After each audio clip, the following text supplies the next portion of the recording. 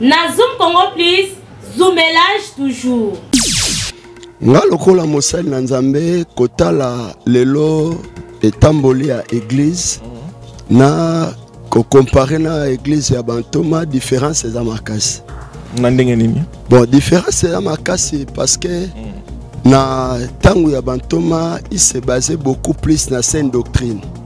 Et que lelo na biso eza vraiment te. Lelo na biso eza vraiment te. Yango ozomona ba makambo ebime belé. Donc même l'interprétation avec l'écriture, makambo komi et belé ba fausseté ba doctrine boté belé o eza Nzambe te. Alobi bato bozo mona les apôtres là, ce sont les apôtres du diable. Mais ils se sont déguisés aux apôtres du Seigneur, mais ils ont le reconnaître parce que maître la bango se déguisera na lumière. Voyez-vous? C'est-à-dire que tant qu'on va s'introduire na kati ya bana Nzambe. Oyo tango aye lelo boye bateke oaza Nzambe te. So lobi bo simba mbala mo boko simba pe Nzambe. Mo fur et à mesure bazo kende. Ndebo bando comprendre la ba misala ke oyo aza Nzambe te. Des autres za makasi dans ce sens où que lelo maramto mo nazo mema ba des autres l'église mingi bato bazaki au mona moyembi mo ba mi komisi pasteur mingi bazo mema atamboli mo na via mabaza l'encadrement te po mingi ba yembi ngana déjà église ba yembi baza bato balinga ozala ba indépendant bazo yemba otambola na vina eka ya kimupagano ka bongo dali ba contrôler te pas ça la ba makamna e au mona muto otambola bongo pour ami komisi mo pasteur alors tant ami comme ça pasteur elo nya osala ba conséquence ya ngwana ezala ba misusu o bazali ke baza ko hériter l'église a ko hériter papa ezala ba bayebi ba souci amte pas église ya ministère a mon angote abimika bo akuti église mo ya 100 millions de personnes batikeli yango donc nde basangisaka batumi balé o mutamoni pasi basangana ba amwana ba bondela Nzambe c'est pas facile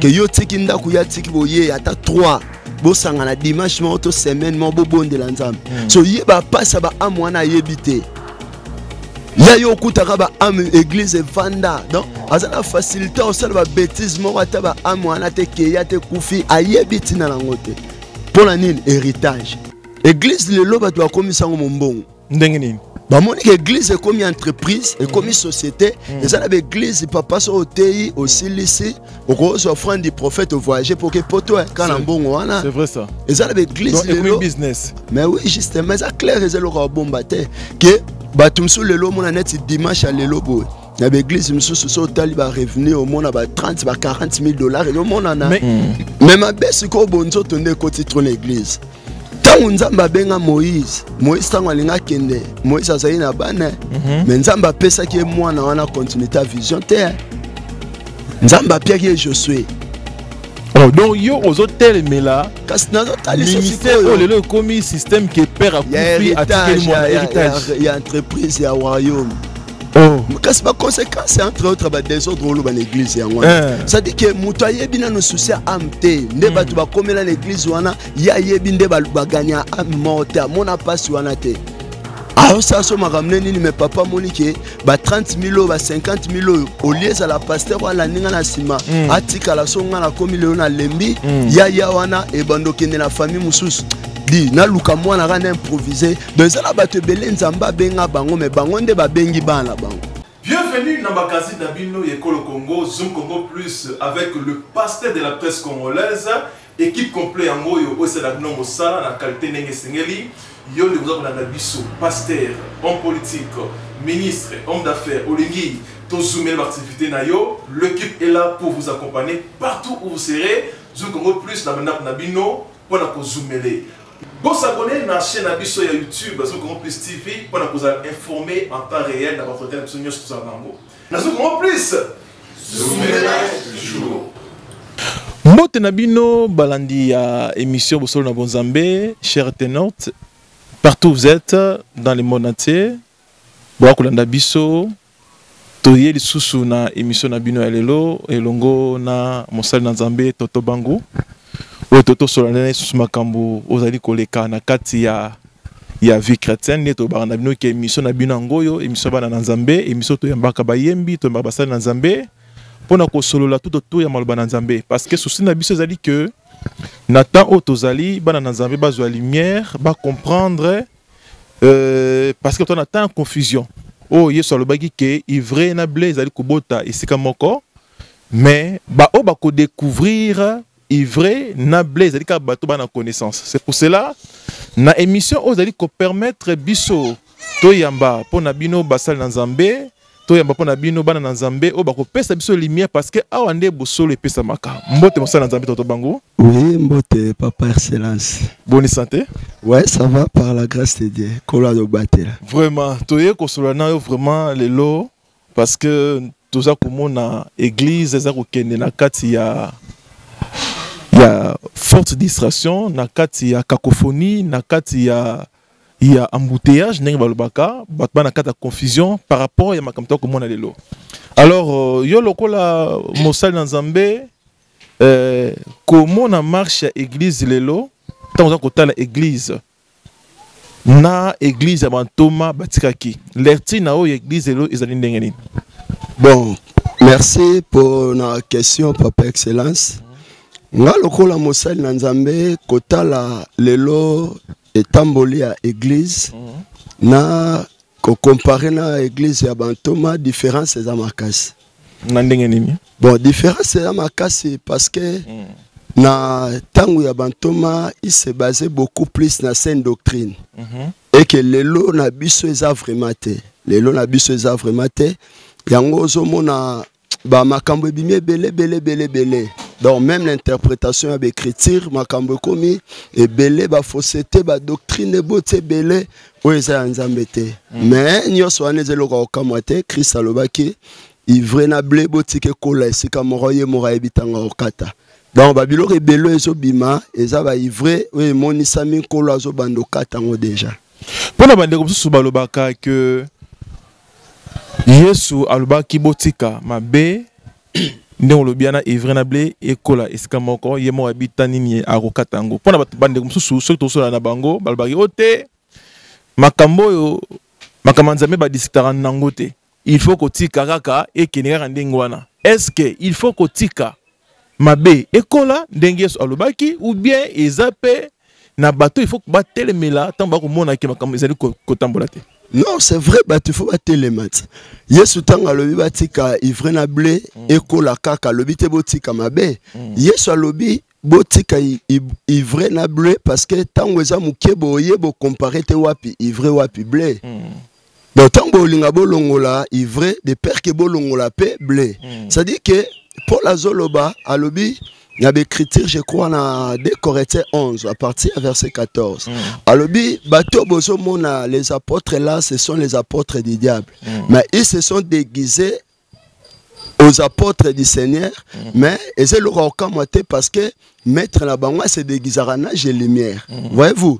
C'est-à-dire que tant que vous s'introduisez dans 4 yaban en Zambé, oyo tango aye lelo boye bateke oaza nzambe te so lo bibo simba mbala mo boko simba pe nzambe mo fur et à mesure bazo kende ndebo bando comprendre la ba misala ke oyo aza ya nzambe te ndete omona makambo to omona lelo et on l'accès que batumsu baza nzambe te ben filtre basé belé na église. Alors nini sali ke lelo va ya mabe et koti makat na église ezali manque ya enseignement ezali manque ya ba tata ko tambusa église na molongo parce que église d'abord ya mboka na biso Congo na ebité yoloko mosala nzambe ozomona ngo des autres ezali makasi hein?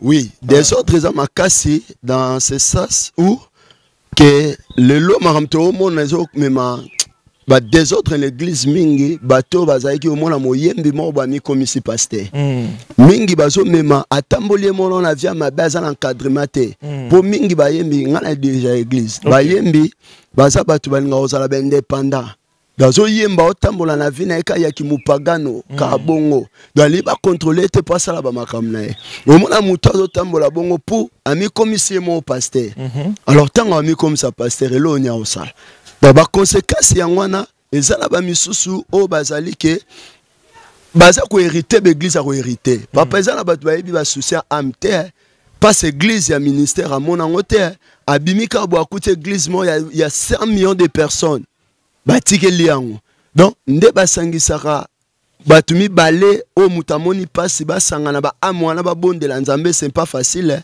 que yo tiki ndaku ya tiki boye ata 3 bo sangana dimanche mo to semaine mo bo bondela nzambe so ye ba pasa ba amwana yebite ya yo kutaka ba am église vanda donc azana facilité o sala ba bêtise mo ata ba amwana te ke ya te kufi ayebiti na langote pour la nini héritage église le loba doit komisa ngo mbongo ndenge nini ba moni que église est comme entreprise et comme société et ça la église papa so otei aussi lycée au cause offrande du prophète voyager pour que poto quand la mbongo wana c'est vrai ça et ça la église le business mais oui justement ça clair et le bombaté que batumsu lelo mona net dimanche à lelo boy na l'église msusu so tali ba revenu au monde ba 30 ba 40 000 dollars et au monde na mais ezali ta on nzambe atomboli mais justement yango tolobi nzamba tomboli na passe mais ba komi quand même 30 000 personnes 50 000 personnes quand même au fond il faut c'est pas mauvais tous ça contre biloko wana te po nzambe na tangu na e akotombola pe ba misusu nda tomboli ba o baza ya otomba malelo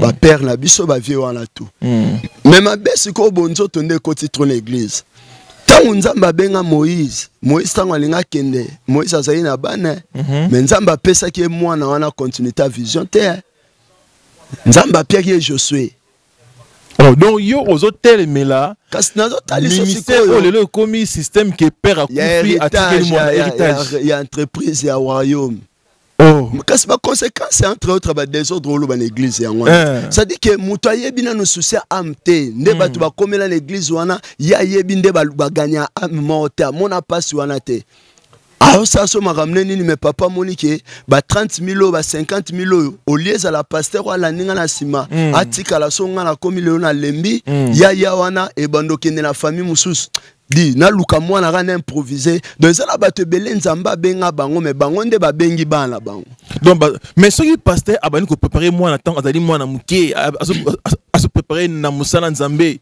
pour ebike lobby akozwa relève na imabe eza wapi papa excellence eza mabete nzamba benga bato te yango na lobby na yo nzamba benga Moïse tant Moïse alinga tika vision nzamba pia na mwana Moïse te Moïse azali na bana te Agina bana. Akasi. Nzamba pia na mwana Moïse te. Ba pesa ki Josué. Yo ko vanda bambule belé na pasteur mona sima na yo. Adieu ba so 10 so 15. Na oya lando na sima bango nyos. Mukoloka yo lingotika mwana nda ya komi pasteur abampaka wana nyos. Yo ainsi que ça. Non.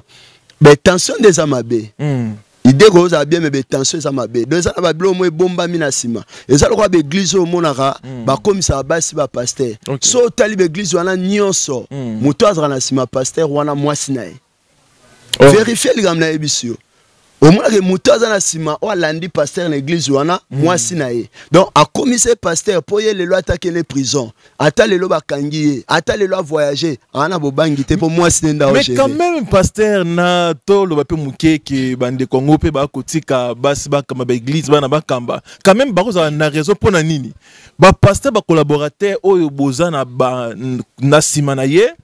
Soki ba raison et ça dit que soki peut être yé akufi okomona neto mona na ba église belé pasteur ko l'église akufi ba collaborateur ba négliger famille ya pasteur ba négliger libota na ye ba négliger ba kati nyonso église comme na des autres et quand si peut parler mais tandis que soki atiki église et pas moi na to et pas moi si quand même au moment que il leadership et qui continue malamu. Excellence. Papa, il faut d'abord qu'on comprenne que l'église, que l'on a dans l'église, c'est la mutu, l'église est dans Nzambe. Parce que ma père moi c'est qu'il y a yangwana. Église est dans mutu te. Ngai madame nangana ibsara ye. Yesa ke maman, église longona na mutu no ke eza yanga. So komona ke église eza le roi yangai. Yango omona cause ba problème wana. Église eza ya Nzambe. Église eza ya mutu te. Vous comprenez papa? Mais mon sens il faut abattre la paix moi c'est il y a vision moi ça na quatre vision qu'on comprendre moi c'est ta vision ya mobile ya comprendre vision azaka le roi bandimi papa c'est vrai ça a vision à comprendre vision pour batambola bien mais nzamba benga moi samba litape sibino vision au couple pastoral nzamba pia so vision lokuta ezaka babilo na ebisio ça dit muta mona ke ngai na ebisio ça la analyse pe constant maram na ebisio yo journaliste tambola sur 100% au moins à 80% maram na ebisao pasteur nyonso oyo ka ke azara d'accord que moi ça cause un ministère pour ça faux débat moi si na kata ministère parmi Thomas bazalate mais tout le monde a basi ba servant kolo na ba domaine mususu bazali ba mari ba Marthe na ba domaine mususu mais na ministère batikala ozalate na ete so yoyebi bazalate donc ba onyo so basala ka yango na ebisio so ki l'église wana yoka muto alandi pasteur eza moi si na ye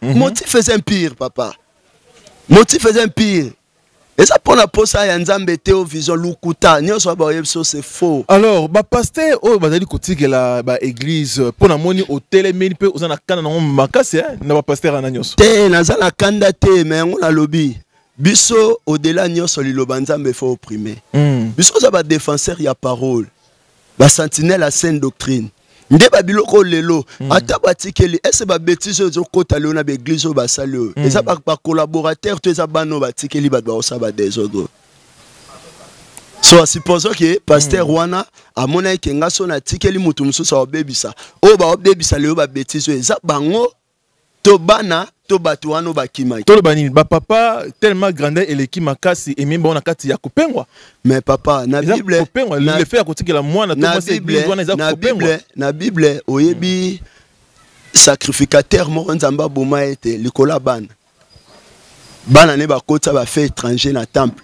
ça dit ba komo zo bana o ba sero ba oya na église ba comme si ba makangu ba biloko église ba kopo ba biloko nyonso ko utiliser l'église ba komo melela ngona ba makangu ba komo bebisa nzamba boma ete nzamba boma e papa ko sali sekite ezala ba tumsu nzamba bengi ye mais ye pas bengi mutu est-ce que mutu ana bengama papa souci ya ministère Mouta yebi passe ya ministère souci ya ba âme pour sangisa 2 personnes baya eza na église ko vanda yo kango 5 ans 6 ans 7 ans bazarata msu 10 mais bake ba komi ba 15 mané na bango nzamba asali bango ndo lobi croissance numérique pour baye ba koli papa yo resi pasteur wana ko sa buzoba na ba âme wana mais muto ya hérité na ye ayeka sa kuta na ye ba vanda ya yeneka avandi papa tika yako ça dit n'importe quoi ça dit n'importe quoi aibika ke église le laisse comment boé ata ba msu ba ke lorote msu baza ba msu ba Hollanda donc aibika ke ba Hollanda kombo pasteur tonto bangu tozana ye awa to ko solo ma solo ya biblia ma solo ozali koleka na temps otozali bana na nzambe ba ko na biso na mokili mobimba bo s'abonner na chaîne na bino Congo Plus TV émission na bino ngoyo to yambaka basala nzambe bayembi so boate na préoccupation mituna na bino botinda l'homme de Dieu a ko répondre bino donc continue toujours na quatre ya série ya mituna na biso. Alors l'homme de Dieu lelo ndengo simbi toujours problème ya bayembi pona yo bayembi bazali kokoma ba pasteur ozali ko telemela ke ezali mabe mais nzambe pe akope ko benga pe mosali moyembi abani na koyemba lobi pe akomi pasteur mabe eza na place ni. Non, papa excellence. Na lobite ke za mabe. Faut la nanga malam. Na lobite za mabe. Mais na ebisio eza na bayembi belé baza ko envier ministère. Baza ko envier ministère. Ça dit que abenga mina ye na koyemba na ye. Mais ye moko zo mona ka ke koyembo ndira ozalaka mukie libosa ba pasteur. Donc souci na ye akoma kaka pasteur. Ngana ebisio tala ba conséquences yango to vivre. Au moins ba dégé belé bi man église, ya ba biloko belo yo yebisiko. So tali yango au mona kaka eza bato yo ba uti na makamula bango ko miyembela ba yo koma ba pasteur. Donc ça dit bazana ba vie na bango malgré bando yemba bazana ba vie na bango mo boye. Donc ti ba ye ba pasteur na ba vie na bango ka wana do mo ba tikango ezate. Tozana ba vie na biso banda kala to yebi bango est to mona ba biloko to mona ngote donc ka batu wana mingi zo mona baza ko envier ministère mais ça ba opemsu ba yemba na bango ana appel nzamba bengi eza mabete na lobite ngam na benga batu te za nzambe vraiment l'homme de Dieu pasteur tonton Bangu donc en malembe lelo to ko mona ba délivrance et comme ba sorte belé to comme mona ba délivrance mususu au mona batiolo boko boye mutu asandi c'était mutu asandi misi ya kokauka mutu asandi eloko boye babiloko oyo tutikala komona ngote toloba nini ezali accomplissement ya verset on kolo alobi ke bokosala ba miracle koleka oyo ngana sala ou bien ezali ba makamsusu papa excellence babiloko wana nyoso ngai père nga pasi délivrance ezali même ça yo lelo ba délivrance wa ba osala ozoma ba obimisa bato bangulu na nzoto o éléphant bimi na nzoto amuta na yebisaka na bi papa yo da journaliste mkolo zo image ya Marie de nuit abimi na nzoto amutu boye ba omona oyo yebisa ngai so monango ba Marie de nuit oyo kaka na kei abimaka oh yeza ah papa na bisa ki yo biso za ba défenseur ya sainte doctrine yo so mona na batoma makambo wana na batoma ese so mona ki babimisi mutu omoni yo ligoro da bimi na nzoto ya mutu ebite bible tamsunga na tanga ngona nkoto na te yo poko za lotanga tomoni apôtre Paul kotambola boye ombre na ye ko bikisa batu c'est différent papa wana loke bimite wana ba mystère mabomba mi nzambe apôtre Paul azotambola Pierre azotambola et lilingi na yeso zumutu délivrance et salami ça c'est autre chose est-ce que yem ta sangsi batem si bango botelema o elili nanga o mona nde kangola bino te wana za mamu nzamba saka na ndenge na ye c'est qui esprit est-ce que tu comprends papa et ça na bablo mususu batu bakota na bakabal na bablo na bango ebele et ça bablo ko ba osala po ba bangi ça peut ba attirer ba so full ba ebit bango ba ebi mais ezali dimension ya spiritualité ba kokota trop na kati ya koluka nzambe nde ba ko vivre ba démonstration na papa koluka nza confiance ya mutu na nzambe parce que toi na ba témoignage ya pasteur ming balba ki ngai na buna pona mutu boy ba donc elo ina nzoto ebimi et disparaître mais pona bango comme ça elo kana a petite nde mabe est-ce que c'est ça na lobby koluka nzambe batu baluka nzambe tala nzamba na mamba mine na osala tamsu na bato nanu mukile yebite o pe ba lecture pe na ba TVT ezaka ateke bato wana ndo mona ka nzamba osala to ba yebi nzamba yebi ka bango non mais na lingo eba ke mutu ata luki nzambe na ba dimension moko boye elongola ka sainte doctrine te Paul alobaki so bomoni ata ange awute sika nzamba za aya lobi makambo to lobite ala kamela mabe pona nini po ayebe ke nzamba ko se contredire te aloba makambo susu atinda ange pa yana makambo susu te donc luka nzambe ko ya bafoué ko buka sainte doctrine te moboko te siko lelo bana nzambe ko comprendre ndenge nini ke mosalo yo aza mosala nzambe ya solo parce que tout le monde appelle bato yo zo telemela wana so landi connaissance sa parole ba ko te ya évangile ndenge sengeli oye pe na charisme boy ba démonstration miracle pe ba témoignage eza ya ebele mais ozo benga ba blom sunyo swana zali ba blom moko diabolique mais bato ba ko découvrir mosala nzambe ya solo ndenge nini mosala nzambe ko moya oyeba ya solo saka na pratique liloba nzambe te esa mi bale misatu te bible ibo oyeba bango na misala bango boyeba bango na misala papa ba miracle eza synonyme au laksa muto aza nzambe te yesu alobaki ebele ba oloba na prophétisaki na bengana ba démon aloba bolongwa je ne vous ai jamais connu ba miracle ngo nzamba sala kati yo asinde to vandi bo nzamba sala ba bikamwa te na maboko na biso ba mona nguya nzambe ba ate nzamba sala na maboko na biso ba aveugle ba mona yo yebita mususu bazali ba témoignage ezali mais sauf que tam seul le kana TVT mais témoignage to miracle to rotel melango te mais miracle on est fait la vrai miracle papa ba miracle authentique d'abord na nguya na nu ya nzambe pe oyo mona make yango miracle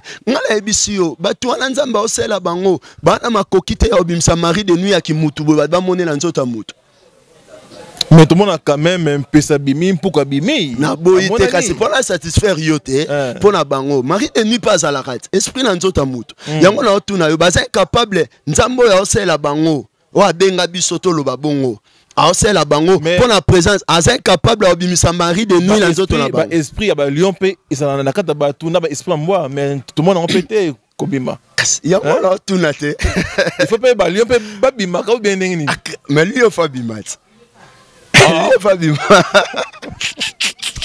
papa eza babilo apampamba eza babilo mo bango mo bayebi eza babilo mo pona oluka ko tirer foule po bataninga bongo tango mona bongo mutamonyo moli bato baye batondi babia bonzambe te mais malgré besoin finga batongo malgré besoin lobela bango ba toujours ko sala ba plein ba foule ba pe ba okende comment appelle boko na nzambe na ba vina bango mutu pa kebe boye azona ndako a témoigner musu pe bongo ni motema akomisa na nzambe est-ce que boko condamner bango na place ni excellence kokondane bango oyebi nzambe likamba ba plein ba foule tout ça.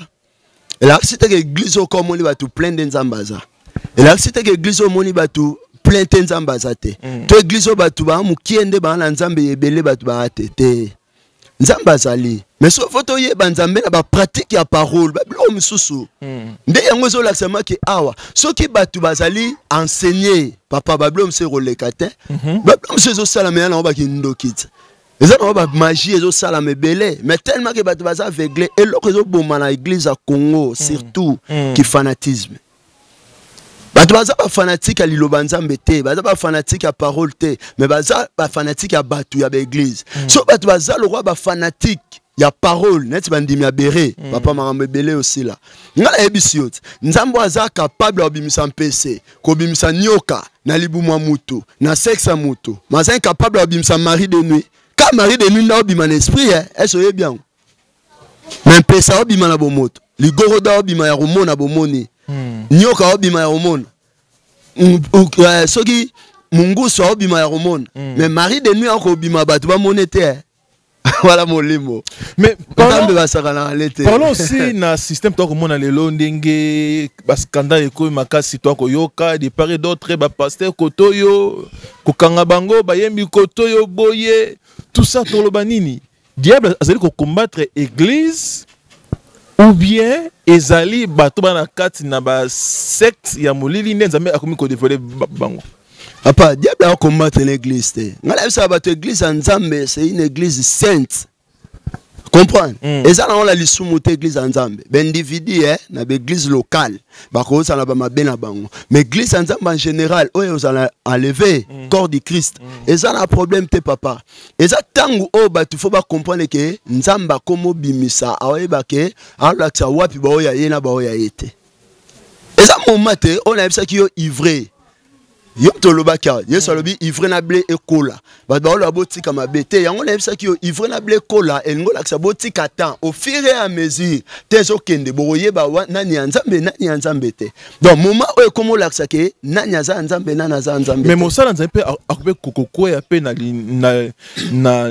lisumu ye parce que vous êtes aussi combattu wana quand même il faut tolobango bo batana batina na rabino pe moi bate belé ba komeka bino mais tant mususu ya bande comme mususu o baza élevé le rôle de scandale comme il bango na niveau na bango tant mususu nde esali ke mokili mobimba e bana mais ya na ba mususu ba kokoya basa na nzambe e belé ba kokoya mais a telemi a popoli makolo a continuer est-ce que yango elongoli ki bonzambe kat na moto te yango te kokoya oui bon nzambe bakoya ye mo alobi ba yanga bakoya 7 fois ba tele ngamo na tem saka bangota ba oya nzambe bakoya mais papa mutu oya za ya nzambe azaka ya nzambe atakoi oyeba ke oya nzambe et là on alobi la sainte doctrine ça dit que mutu sona na koi premièrement il faut robanda ko appliquer la sainte doctrine ilikona que mutu abo il faut vanda nanu akoina côté ya te faut banda revendre mais le roi d'église comme ba copie comme ba plan oh el bord na ngai et loko na nga ko vanda te ndesika na banda kiko ko interpeller na bevek ba soni kafuta misala bango yango yoti baso veiller likolo ya église ba père ya église bevek général mais to makambo bimba olobanini na makambo nyonso faut sauvegarder honneur ya église a principe bandeko mabebi melabo faut pas vendre nan yango la lobeli kamandeko ba kenda c'est un homme de Dieu mutata mol mabe omoni déjà tango asali a sentir que molimo nzambe na kata mutaza ko interpeller pour libaku na mwana nzambe lisumu pas mwana nzambe za accident za méditation te yango bible yango moyelo ba yeso lo baba yanga basumuka te za siki to sumuka te même ngato sumuka mais ça dit que mwana nzambe lisumu za accident méditer lisumu te donc ce moi nzamba comment méditer lisumu papa et comme volonté même erreur les arambala moko ce lo comme balé mi satu mi na mi tano est-ce que les erreurs et comme volonté ça dit que comme vie na yo et ça vie na yo mais tant il y a à sentir que à léser église à causer préjudice assimiler c'est ça l'humilité. Parce que vous avez aussi un pasteur qui a basé nimba devant public ou bien devant l'église na bango basé un pardon ou bien bavantara bango pour na moi berero basala. Non, premièrement faut pas vendre nan. Na malo banzambe.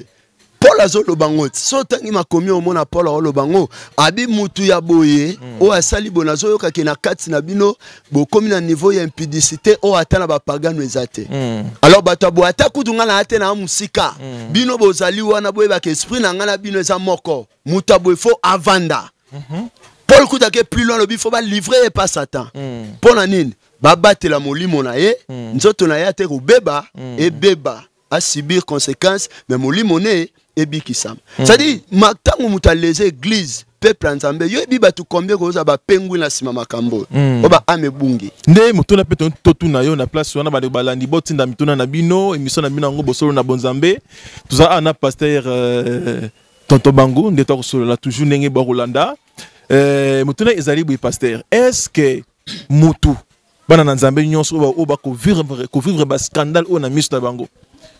Est-ce que le scandale est que moi Nzambe a pengwa pour na makambo oza ko salama lelo na temps o tozali?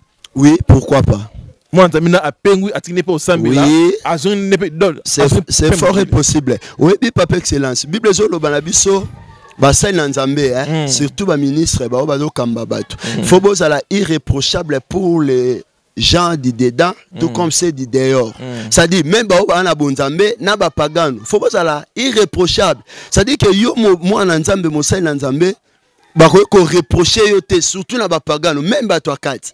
Pour la nine ba mona que yo mutozo l'accès malo banzambe on dirait non so ya cause la mabe mais yo te.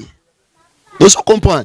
Donc ezala ba blom so yango moni faut kozala que ça trop attention pourquoi pour so sali moi et rarement ya mukie et yana ba tebele ba okoya na sima na yo o ba pengwa ba donc le quoi ba ndimité et s'il ba ko la pape ba zu décision y écoute moi ça ba solo a pengwi atiki ko sambela pour na makambo papa un vrai enfant de Dieu papa Paul a lobby soyez mes imitateurs comme moi je le suis de Christ est-ce que bike biso nde tozabo le rôle ba kambi ba pate ba imitara biso c'est Paul qui le dit ba imitaka biso so mwana Nzambe o akangi yo amoni na makambo wana oyebi ndeko moko banda oyebisanga lobi papa oyebi ko vanda net na ba kapela na ba bar na sabanzete o mela pata dimanche o mela tamwa nini na yo moi ji eza mabete na yebisa eza mabete za lisumuté tout me permet mais tout n'est pas utile pozala ba te belé soka moni o ndo vandi wana esili aropengo.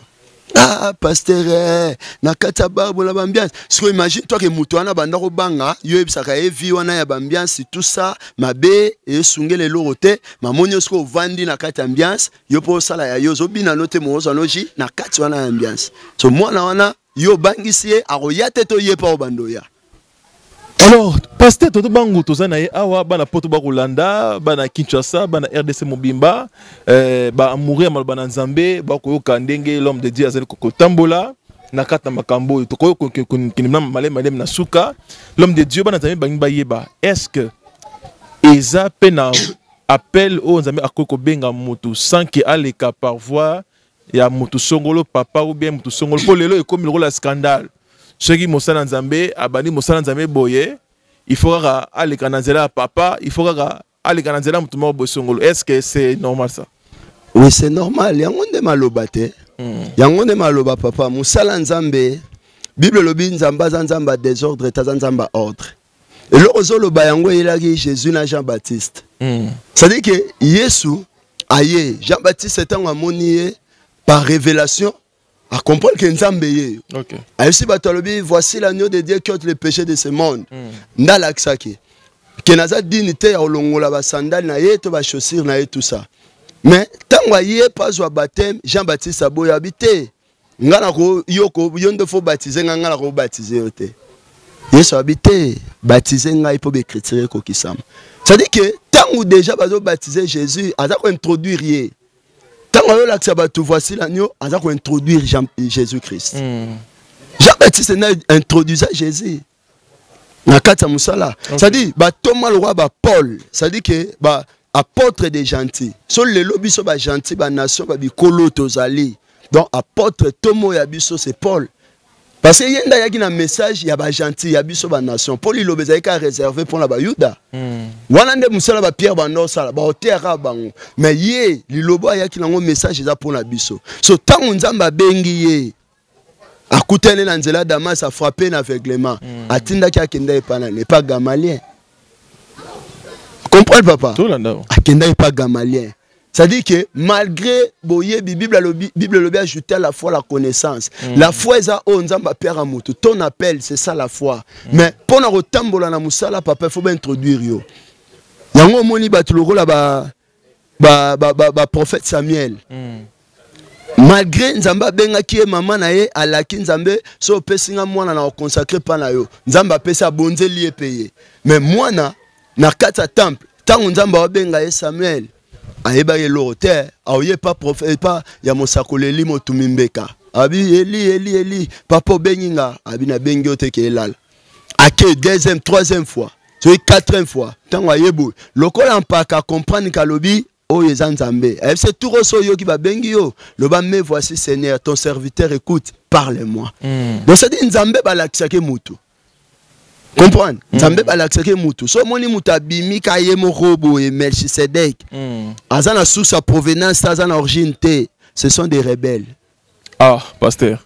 Moi je te dis, ce sont des rebelles. Au téléménique catégorique ce sont des rebelles. Maboye, abani musala nzambe sans koutana eska songolo a rebelle. Non. Nzamba robenga yo yo moko je appelle mais faut orienter yo sika moropo à l'action makambo. Mais on a connaissance ya makamna nzambe papa yo kansi so lali pongi so lali pongi bo papa excellence au vandi bo lali pongi nzambe apesi yo ba grâce makambo na nyonso za nango appelle nzambe so kansi so lali bo balaki so makambo te oyepe bo bapesi yo pe Daniel omoni makambo eza wana le pour bando panzango ozo apocalypse bando panza ponzamba benga yo. Mais ce que tout le banini pasteur, les autres comme on a guerre à ma casse compte et côté entre papa nabana. C'est-à-dire papa y a encadrer bana kati ya ministère, moi na akoli aux moi na papa le pasteur responsable des églises balin ko pesa ministère na bana te. Ote il faut na akola, il faut moi na asala 10 ans, 15 ans, 20 ans. Aux moi ne ba guerre wana les autres monique bana ba ko moi na peke non et ça coli. Il faut payer abima akende asala penzela. Et bon moi no ya okola. Yo mwana mtoye sa papa na koli to papa na comprendre okoli. Papa a comprendre mais abona ye ko libérer. Problème là bongo. Abona libérer. Ah, so ba ope ba sala na bongo la mabe. Est-ce makama pasteur yo bien côté. Té, non mettre ba point sur les îles maramsus. C'est ça net lobby, moi na mona que ça koli. Mais papa olingo tikete yango na lobby. Est-ce que yo mwana ndefo mona ke koli? Papa ndefo yebiso ke koli. C'est ça le problème. Mutu msusu ko kole la kisite ko wumela. Mutu msusu ko vanda 10 ans 15 ans ma qualité. On se comprend. Papa ne m'a confirmé yo que mais et comme problème n'est pas na op au consacrer moi à consacrer moi justement yango na olobati ba amango ya yo nem au gagner pour mission de Christ à lobby aller faites de toutes les nations mes disciples mais tant yo bana ba comme belé bazingi yo baso bimate ministère de fondamenté en quoi ba pe que non yo pe ozali papa ozana bana bimisa. Tout ça, ce sont des problèmes. Oui, et ça va problème. Nabo ite mambo lobby. Mais on a tali na ba hypothèse mi balé. Et ça na hypothèse mususu. Oh lobby pesa bongo. Et ça na ba mususu pe bazana égoïsme makasi.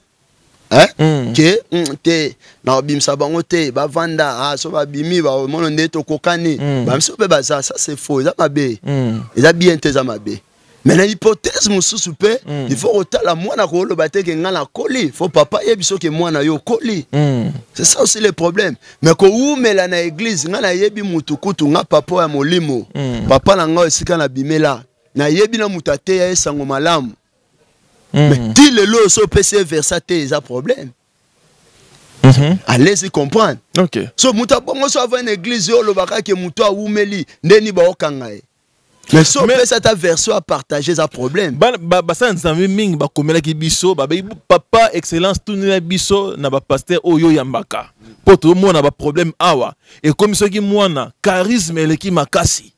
Au mona père akomi ko étouffer grâce. Ote mwana yo so na tikele boy awa ko panza église, awa ko mema bandimi, tout ça akomi ko kolukela mwana na ye moko ba problème pour que a étouffé grâce wana papa okolbanini na ba comportement ndengwana voilà mabe ouais ça mabe ba comportement les mabe d'abord papa solo a cause la jalousie moi na été mais moi na soka za ko accélérer moi na so azo kende kenzamba osela e makasi moi na so azo loba bien so ner na opapati neti ngane na bona ozana jalousani bonga na ebike moi na ngai azaka moi na nga ata te makasi jamais rotika lokoma papa na nga azaka moi et jamais otika lozala ngai azaka ye ngapi na ozaka nga so na jalouser point na jalouser te so qui va passer au ba sala bon mais bande comme so oyo ba na ko sala d'abord esprit wana te wana mabe wana la bien te mama nzambe tambola bongo te ngala ebisa batu photo sangana po musala nzambe ana besoin ba grâce nyonso. Alors to baneni po na ko libérer mwana ministère akena bana pe musala et c'est en moins combien de temps te mama nzambe za na est-ce que ça comme il y a 5 ans nous 10 ans mwana akusana 15 ans de formation 20 ans 30 ans ne o libérer ou beneni non mama nzambe za mala tante mais pour na libérer mwana na ko pesa belema mibale ko sa lebele mena pia mibale OK et lema liboso ezake yo papa ozo kamba mwana wana il faut la convaincu que mwana aza na connaissance qu'azui connaissance zomon que na ko bima lelo je crois même yo ndoza a na site na yo to na chaîne na yo pona yebi oza journaliste munene oza na entreprise a munene na ndimite ke batu nyonso oza na bango ba lekara ba présenter ba émission hein na ndimite mais ba mso pe bazali ba ye pona présenter ba émission mais ba lekara na nte o lekara bango te point. C'est parce que tala ke oyo malgré ça la melandenge loko il faut la kisana batu a komi na nuté OK azala na nous faut apprendre OK au moins tu vas blom sundezala yo moko yebe loko wana mais ya ko vanda monike ah ndeni papa excellence nga banda na ya Alexa ngate na sani ya étouffé ngai ba blom ezala bongo de loko liboso yo papa faut comprendre que moi non yaza na connaissance même Yesu tant on recruter ba disciple mbala moko aboatinda bango te la fala ka mona ke oui ba kokisi ko ba ko kende nda tindi bango ba kende ozomona wana loko liboso ke papa foyer ba ke bana ba comme na connaissance toni et loko ya mibale papa faut amona ministère na kati na yo pour ministère eliaka au fur et à mesure so nzamba benga on appelle et mona naka yo momto mona te yo ko ba te papa nga na mona na ntome nga na mona pasteur te papa ndazo mona yo pour la kati ministère ezana ba point commun ministériel donc nga le roi pasteur mais ce que yo kinga tamsunde na oloba ndo na oteya emso ko kansa pe prophète ko kansa emso docteur ko kansa tamso apôtre mais na za kuna te mais na za nga pasteur deux ans ba point moko commun ministériel so bilo wana tamso yo mwana oyeba te papa nda yebi de fatalement réellement amoni tamso excellence o mona make non ndaza wana za prophète mais nga papa na o mona ke excellence as évangéliste moi ba bloquer ça à trouble pour yo ça ko envier apostolat yo ça ko envier tam sous ministère prophétique mais nga papa na mona ke yo évangéliste mais yo mona ndé évangéliste ça muké il faut luka ya munene moi ne pas makambo ngezala bon faut talavement que mona ke moi non c'est vrai ministère eza mususu pe okomona ministère ne kana kata musala après ina no moni pe ministère que moi non ministère ezali le reste na moni ministère mais à travailler pour accueillir connaissance ou ça qui a ko défendre même église atanga na bimi na zate atika na église